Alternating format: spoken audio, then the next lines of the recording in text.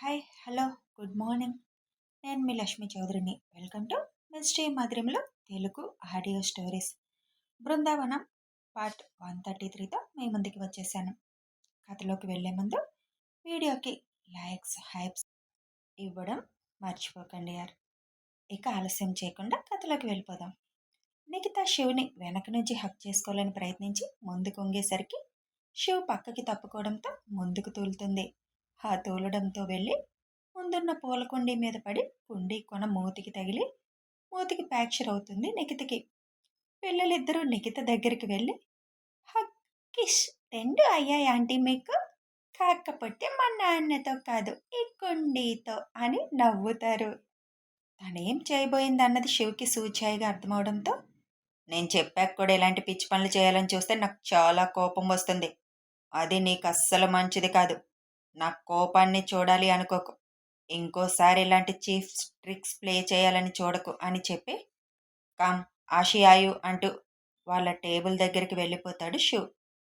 మా మైక్ మామ ఉంటే సిచ్యువేషన్కి తగ్గ పాట పాడేవాడు.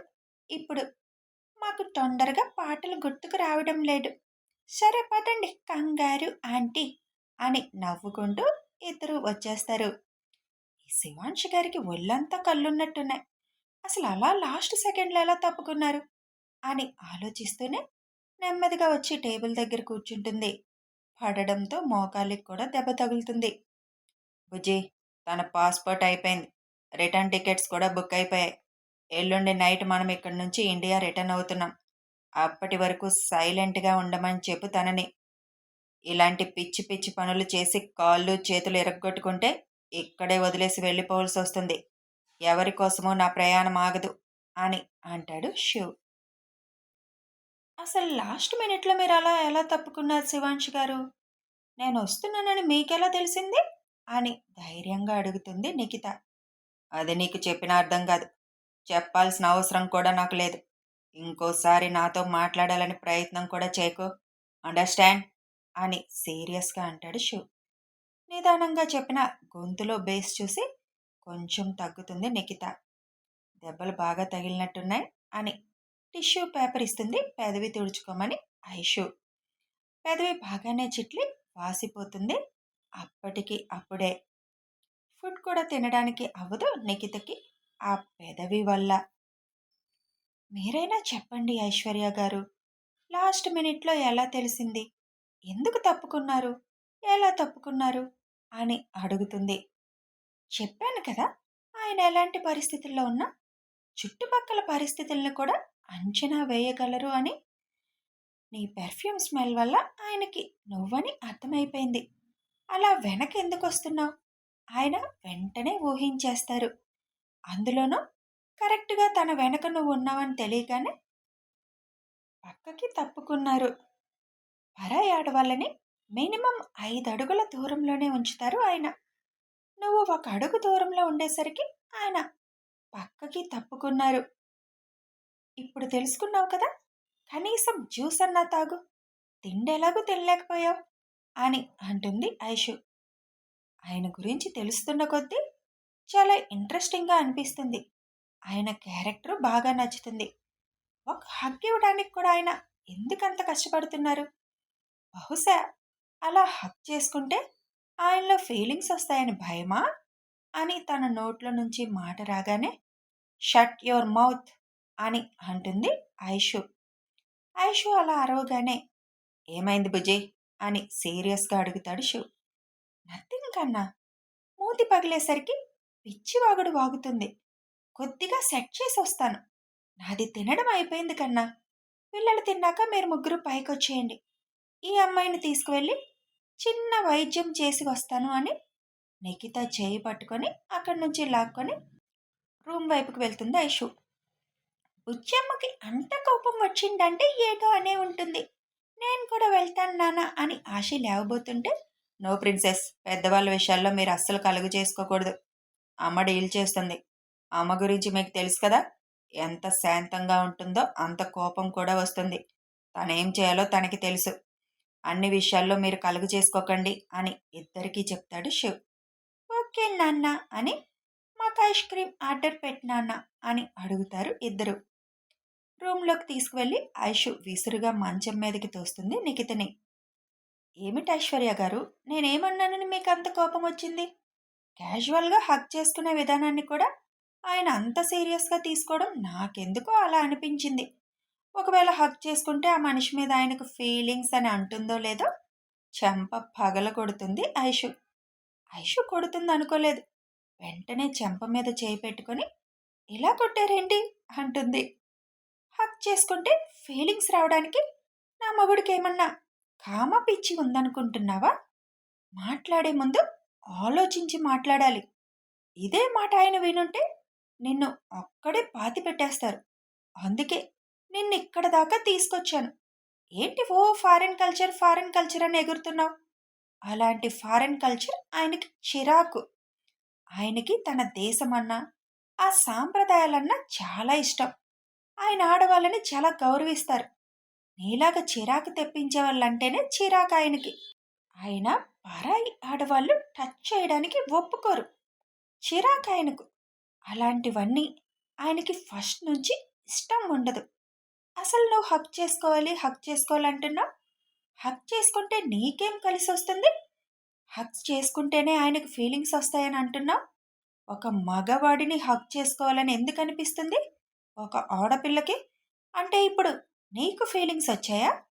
అందుకే నా భర్తను హక్ చేసుకోవాలనుకుంటున్నావా అని సీరియస్గా అడుగుతుంది ఐషు.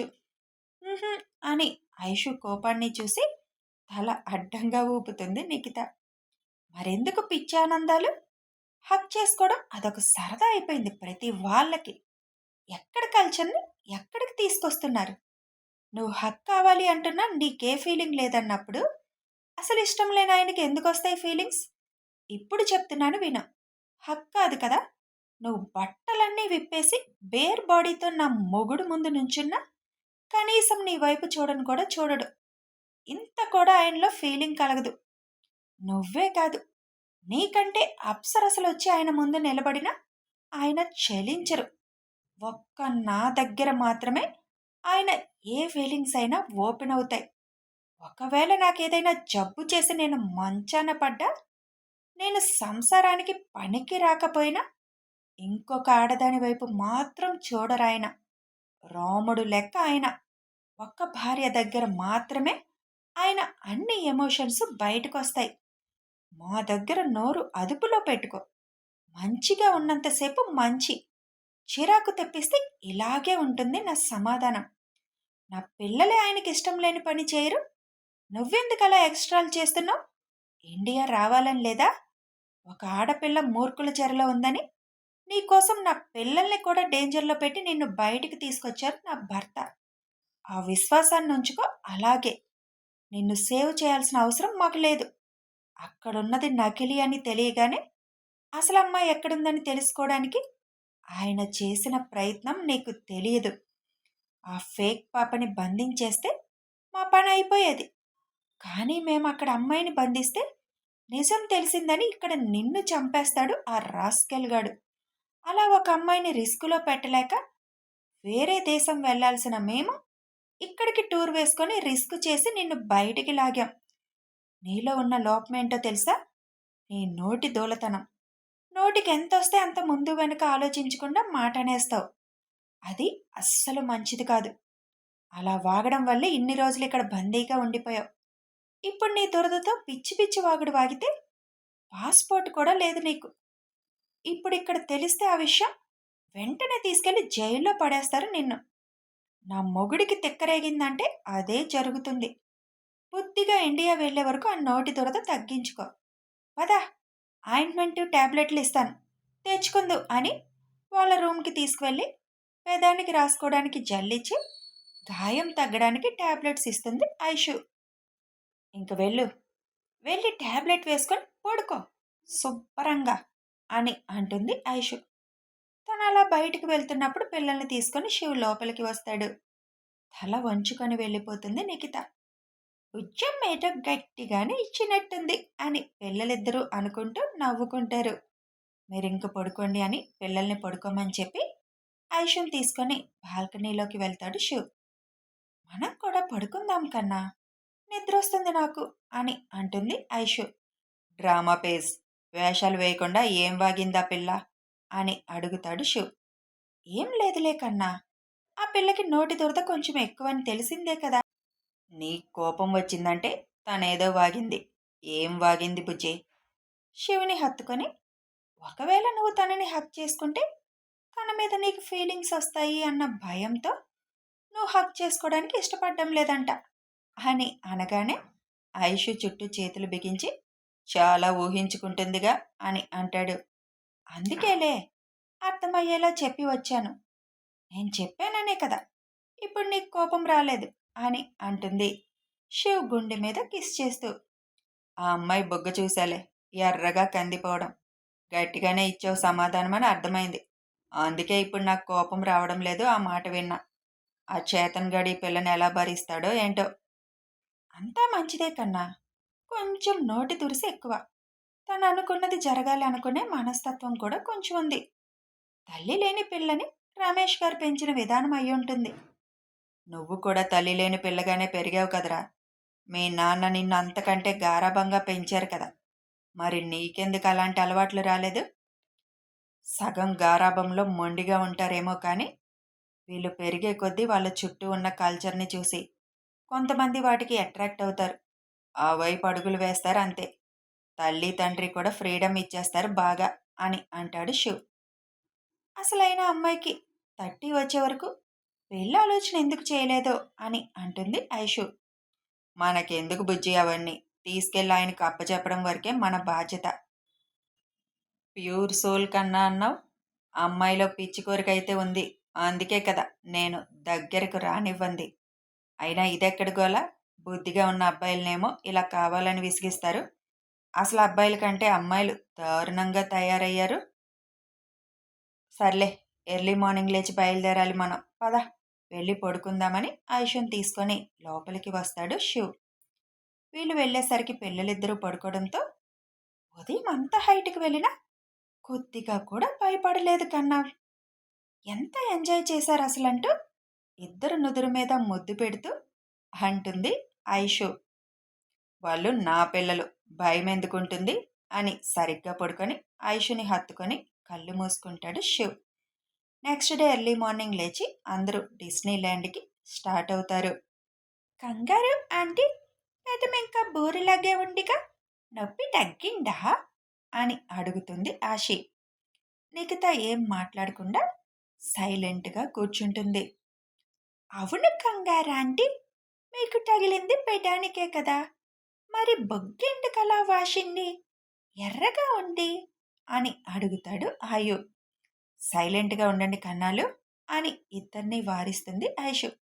అయితే నువ్వు బ్యాక్కి వచ్చాయి అమ్మా, మేం నాన్నతో కూర్చొని గేమ్ ఆడుకుంటాం అని కారు ఆపించి ఐషుని వెనక్కి రమ్మని పిల్లలిద్దరూ శివ్ పక్కన చేరుతారు. 1 గంటకి డిస్నీల్యాండ్ చేరుకొని పిల్లలకి మొత్తం చూపిస్తారు.